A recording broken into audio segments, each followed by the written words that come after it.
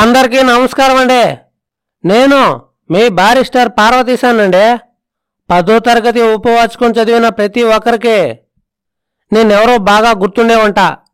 ఎలా ఉన్నారా పిల్లలు? ఎపిసోడ్ 9. ఇప్పుడు పెట్టెలో మరో మనిషి ఉన్నాడు అనే విచారం లేదు. నాకు పట్టుకున్నది ఏంటంటే నిష్కారణంగా వాడు నన్ను ఎందుకు ద్రోహం చేయాలి అని. కావాలంటే దేహి అని చేస్తే లేదంటానా? నేనేమన్నా అంత కష్టసుఖాలు ఎరగని వాడినా? కాదే, మానవ స్వభావంలో ఎంత దుర్మార్గం ఉంది. అందులోనూ వాడు దొరకూడాను. అంతటి మోసగాళ్ళు గనకనే వాళ్ళు ఇంతటి రాజ్యాన్ని సంపాదించగలిగారు. లేకపోతే వాళ్ళ అబ్బ తరమా తాత తరమా? అందుకనే గొప్ప గొప్ప వాళ్ళంతా బోడి నారాయణరావు లాంటి ప్రబుద్ధులు వీళ్ళని దేశం నుండి వెళ్ళగొట్టాలని ప్రయత్నిస్తూ ఉన్నారు. పోనీ వాళ్ళు కూడా మనబోటి వాళ్లే. నా పెట్టెలో ఎక్కినందువల్ల నాకేమీ నష్టం లేదు, గాడ్డుకిచ్చిన రూపాయి తప్ప. అయినా ఎక్కిన వాళ్ళు తెలుగు వాళ్ళైతే కాస్త మాట మంతి మాట్లాడడానికి, కష్టసుఖాలు చెప్పుకోవడానికి కాస్త వీలుగా ఉండేది. అదేదీ లేకుండా కలలోకొచ్చే రూపు, గ్రామ సింహాలు వాదించుకుంటున్నట్టు సంభాషణ వీళ్ళును. ఈ అరం వాళ్ళు వచ్చారేమో అని మహా కష్టంగా ఉంది నాకు. చెప్పొద్దు మరి. ఇంతలోకే రైలు బయలుదేరడానికి సిద్ధంగా ఉందని గార్డు ఈల వేశాడు. ఈ వచ్చిన 4-5గురిలోనూ ఆఖరిలో వచ్చిన ఒక్క ఆయన మాత్రమే లోపలికి వచ్చాడు. తక్కిన వాళ్ళంతా ఊరికే ఈయన్ని సాగనంపడానికి వచ్చినట్టు తోస్తూ ఉంది. ఒక్కడే అయినప్పుడు ఆయనలో ఆయన మాట్లాడుకోలేడు కదా. మాట్లాడితే నాతో మాట్లాడాలి, లేకపోతే మాట్లాడుకోకుండా ఊరుకోవాలి. అందుచేత ఎలాగైనా పర్వాలేదు అనుకున్నాను. రైలు బయలుదేరింది. చాలా దూరం వరకు చిన్న చిన్న స్టేషన్లు దగ్గరలో ఉన్నాయి. అక్కడెక్కడా రైలు ఆగలేదు. రైలు ఆపినప్పుడు మధ్యలో ఇన్ని స్టేషన్లు ఎందుకు కట్టారా అనుకున్నాను. పెట్టిలో ఉన్నాయన్ని అడగదామనుకున్నాను. ఇదివరకే పల్లెటూరు దద్దమ్మా అన్నాడు. ఇప్పుడు ఈ ప్రశ్న అడిగితే ఏమంటాడా అని ఊరుకున్నాను. కాని సారు, చెన్నాపట్నం పొలిమేరెక్కడా అని మాత్రం అడిగాను. ఈ చిన్న చిన్న స్టేషన్లన్నీ కూడా చెన్నాపట్నం పొలిమేరలో చేరినవే అని చెప్పాడు. ఇంగ్లాండ్ కంటే కూడా చెన్నాపట్నమే తప్పకుండా పెద్దది అని అనుకున్నాను. ఈ ఊర్లో ఉన్న బంధువులందరూ కూడా ఒకరినొకరు చూసుకోవడానికి పొరుగురు ప్రయాణంలాగే ఉంటుంది కదా అనుకున్నాను. ఊరికో చివర ఉద్యోగులు, మరో చివర ఆఫీసర్లు ఉంటే అక్కడికి వెళ్లడం ఎలాగా అనుకున్నాను. పోనీ అన్ని స్టేషన్లు ఉన్నాయి కదా అని రైలు ఆగదు. ట్రాము కార్లైనా ఊరంతా ఉన్నట్టు కనబడదు. ఇక వీళ్ళు ఏ ఎద్దుల బండో జట్టో బండో ఎక్కితే ఆఫీస్కి వెళ్లడం ఎప్పుడు, అక్కడ పని చేయడం ఎప్పుడు, మళ్ళీ ఇంటికి రావడం ఎప్పుడు? రాకపోకల్లోనే వీళ్ళ జీతంలోనూ జీవితంలోనూ సగం సరిపోతుందే. ఇక వీళ్ళ జీవితం ఎలాగా అనుకున్నాను. పోనీ పని పాటల సంగతి అలా ఉంచితే ఇందులో పెద్ద ఉద్యోగులు చిన్న ఉద్యోగులు కూడా ఉంటారాయను. నెలకు ఏ 15 రూపాయలు సంపాదించుకునే గుమస్తా బతకడం ఎలాగోను? ఇంత దూరం వాడు రోజు 2 సార్లు నడుస్తాడా, లేక బండెక్కుతాడా? బండెక్కేటట్టయితే వాడు నెల రోజులు కష్టపడి సంపాదించిందంతా కూడా ఒక్క రోజే సరిపోతుందే. పొద్దున బండివాడు నా దగ్గర మైలుకి రూపాయి చొప్పున గోబలు పడేసి మరి పుచ్చుకున్నాడే. ఇక వీళ్ళు తెచ్చింది బండ్లకే సరిపోతే పిల్లలకి పిల్లలకి ఏం సరిపోతుంది అనుకున్నాను. వాళ్ళు తినే పులుసు, చారు, మెతుకులు వాటికైనా కొంతైనా కావాలి కదా. ఎంతసేపు ఆలోచించినా నాకు ఏమీ ఉపాయం తోచలేదు. నేనైతే సూక్ష్మబుద్ధి కలవాడినే. ఈ సమస్య అయితే విడగొట్టలేకపోయాను. ఏమీ తోచక నా తోటి ప్రయాణిస్తున్న పెద్ద మనిషి ఎవరో చూద్దామనుకొని అది వరకు చూసినా కూడా మళ్ళీ ఒకసారి తిరిగి చూశాను. ఆయన నా కేసి అది వరకే నిదానంగా చూస్తూ ఉన్నాడు. మా ఇద్దరి కళ్ళు కలుసుకున్నాయి. మీది ఏ ఊరండి అని అడిగాడు ఆయన. నరసాపురం అన్నాను. మా ఊరు నరసాపురం అని కాకపోయినా మొగల్తూరు అని చెప్తే ఆయనకి తెలిసి వస్తుంది. నాదెక్కడా అని అడగడం, ఇదంతా చెప్పడం ఎందుకు అని నరసాపురం అంటే చురుగ్గా తెలుస్తుంది అని ఇలా చెప్పాను. మీరు ఎందాక వెళ్తున్నారు? ఏదో సామాన్యంగా తరచూ వెళ్లేవాళ్లాగా చెప్తే బాగుంటుంది అనుకొని ఇక్కడికే కొలంబో వరకు వెళ్తున్నాను. అలాగా అని నా కేసి నిదానంగా చూసి, కొంపదీసి ఇంగ్లాండ్ వరకు వెళ్లడం లేదు కదా?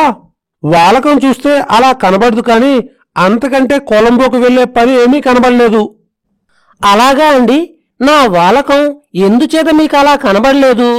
అందులో తమరు మాలో ఏం లోటు కనబెట్టారు? అబ్బాయి, మీ తెలుగుదేశంలో ఒక చిన్న కథ ఉంది. ఒక శాస్త్రి గారు ఊరికి వెళ్తున్నాడట. ఆయన్ని చూసి ఒక తుంటరి కుర్రాడు, ఏముండవు తిమ్మన గారు, ఎందాక దయచేస్తున్నారు అన్నాడట. నాయనా, నువ్వెవరో జ్ఞాపకం రాకుండా ఉంది. నన్నెక్కడ ఎరుగుదువు? నీకు నా పేరు ఎవరు చెప్పారు అని అడిగాడట ఆయన. అయ్యా, నేను ఇదివరకు ఎప్పుడూ తమరి దర్శనం చేయలేదు. తమరి ముఖం చూస్తే తమరి పేరు తిమ్మన్న గారే అయి ఉంటుంది అని ఊహించాను. నా ఊహ నిజమైంది అని చక్కా పోయాడట. అలాగా? నువ్వు వేరే అడగాలా నాయనా? సరే, దానికేం లేండి. అసలు ఏం కనిపెట్టారేమిటి? చెప్పనా? నిజం చెప్తే నువ్వేమైనా అనుకుంటావేమో. పర్వాలేదు, చెప్పండి. సరే చెప్తున్నా, నువ్వేమనుకోకూడదు. మరి నీ పెట్టె చూస్తే పల్లెటూరు వాడివని, ఎప్పుడూ దూర ప్రయాణాలు చేసి ఎరగవని అర్థమవుతుంది.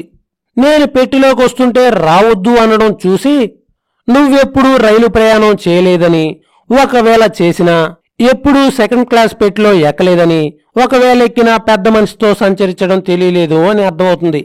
అందుచేత ఎవరితో చెప్పకుండా ఇంగ్లాండ్ వెళ్తున్నావేమో అనిపించింది. లేకపోతే నువ్వు కొలంబో వెళ్లడానికి తగిన కారణమేమీ కనిపించదు. ఆ పైన నాటుకోడి పెట్టలా ఉండే నీ తలకాయ చూస్తే నీకు క్రాఫింగ్ అలవాటు లేదని, జుట్టు ఉండేదని, అది ఇవాళే తీయించి వేశావు అని అర్థమవుతుంది. కొలంబో వరకే ప్రయాణం చేసేవాడివైతే జుట్టు తీయించవలసిన అవసరం లేదు. అందుచేత ఇంకా పైకి వెళ్తున్నావు అని రూఢీ చేశాను. ఇక నువ్వు ఇంట్లో కూడా చెప్పకుండా వెళ్తున్నావు అని నా అనుమానం. లేకపోతే బొంబాయి వెళ్లకుండా కొలంబో ఎందుకు వెళ్తావు? ఏమంటావు? నేను చెప్పింది నిజమా అబద్ధమా? ఉన్నమాట చెప్పు, మీ వాళ్లతో చెప్పంలే. ఆయన చెప్తూ ఉన్న మాటలు ఒక్కొక్కటి వింటూ ఉంటే నా పై ప్రాణాలు పైనే ఎగిరిపోయాయి. ప్రపంచంలో ఇంతమందిని చూశాను, కానీ ఇలాంటి వాడిని మాత్రం ఎప్పుడూ చూడలేదు. ఈయన అరంగాడైనా అఖండుల్లా ఉన్నాడు. తెలుగు కూడా బాగానే మాట్లాడాడు. ఒకవేళ తెలుగుదేశంలో ఉన్నాడేమో. కొంతకాలం లేకపోతే సెకండ్ క్లాస్లో ప్రయాణం చేయగలిగినంత డబ్బెక్కడిది ఈ అరంవాడికి? తెలుగుదేశంలో సంపాదించకపోతేను అనుకున్నాను. ఏమైతేనేమి అఖండమైన తెలివితేటలును. మన గుట్టంతా కూడాను తెరిసిన పుస్తకంలా ఒక్క క్షణంలో కనిపెట్టేశాడు. ఈయన వల్ల ఏమీ ప్రమాదం రాదు కదా అనుకుని, అయినా ఈయనెవరో, ఈయన సంగతులేమిటో సందర్భమేమో అడిగి తెలుసుకున్నాం. ఎలాగైనా ఈయనతోటి కొంచెం స్నేహంగా ఉంటేనే నయం అనుకున్నాను. లేకపోతే ఇంటికి కోపం చేత ఉత్తరం రాస్తే చిక్కు. అందుకనే ఈయనతో కాస్త స్నేహం చేస్తే మంచిది అనుకున్నాను. చిత్తం, కొంతవరకు మీరు ఊహించింది వాస్తవం. నేను ఇంగ్లాండ్ వెళ్తున్నాను. తమది ఏ ఊరు? తెలుగు కూడా చాలా బాగా మాట్లాడుతున్నారు. తెలుగుదేశంలో ఎప్పుడైనా ఉన్నారా ఏంటి అన్నాను. అనేటప్పటికీ ఆయన నా ముఖం కేసి కాసేపు చూసి,